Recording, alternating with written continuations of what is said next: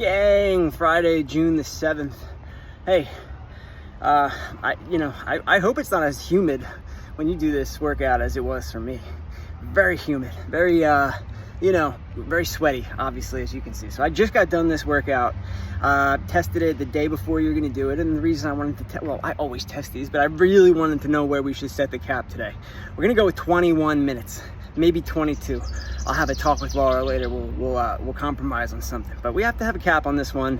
This isn't, it's not enough volume where we can, or new movements or anything where we can get away with just saying, take as long as you want.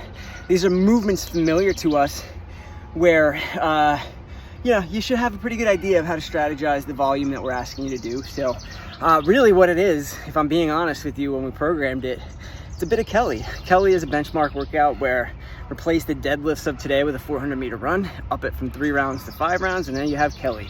We don't want to do Kelly today. We just wanted the component parts and similar volumes on a per round basis of those two movements because they are known quantities. That's exactly what I said before. Every single movement today, maybe including the deadlift, should be one where you're able to rip off 10 reps every go of it.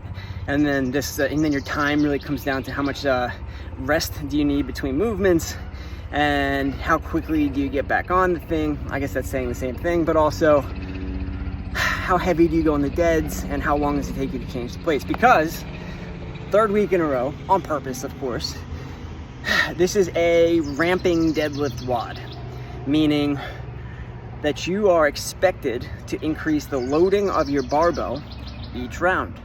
All right, so it's not any different volume wise than what we did last week, but it may come with, because of the volume of the box jumps and the wall balls, it may come with a different strategy for you when it comes to loading that barbell. I practiced 2 different types of barbell loading today. The timing of my barbell loading in between round 1 and 2, I changed the plates right away. And then in between rounds 2 and 3, I waited until it was time to do those deadlifts to change the plates. I don't know which one works better, if one works better than the other, but just think about that. That's a thing that you can do to strategize, and maybe it's a little placebo for you. So the weights that I choose: 225, 275, 315. So it's a 50-pound jump and then a 40-pound jump. Again, similar to the weights that I used last week. And I knew that I can do 10 reps of any of these weights if I need to. Now in the third round, I broke up my deadlifts 8 and 7. I can certainly see and accept and accommodate 5, 5, 5, really for any of these weights, but probably not your first weight, right? You probably should pick a loading where you can get off to a hot start. The other thing is, because this is a question that came up in my classes last week, they wanted to know what percentage of your 1 rep max did you do for these jumps? And it's not higher, it never gets higher than 60% for me.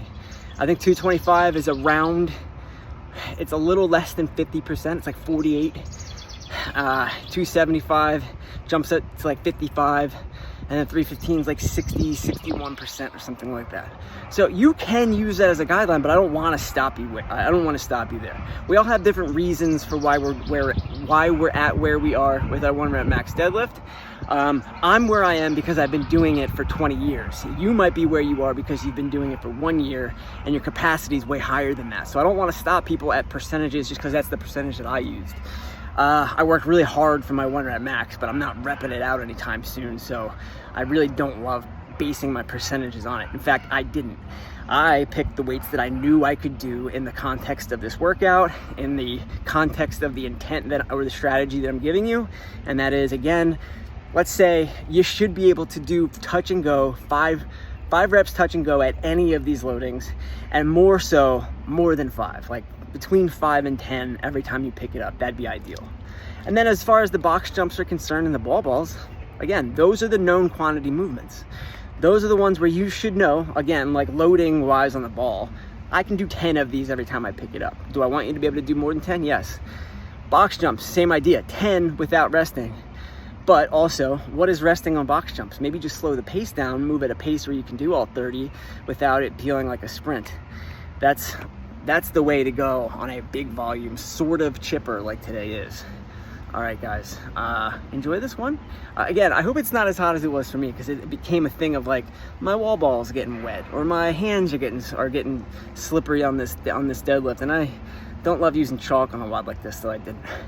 All right, my time was 15 something, and we're gonna cap this. I'm gonna say right now 22, but we'll see. All right, enjoy.